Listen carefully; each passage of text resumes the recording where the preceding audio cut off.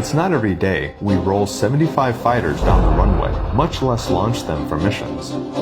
But for the Air Force's 75th birthday, we wanted to go big.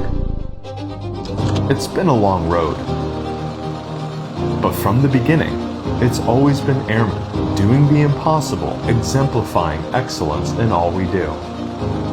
Always putting service before themselves, placing integrity above all. Throughout our history, we have innovated, accelerated, and thrived. To show how far we've come, we rolled out and launched 75 of the most lethal aircraft the world has ever known. Here's to 75.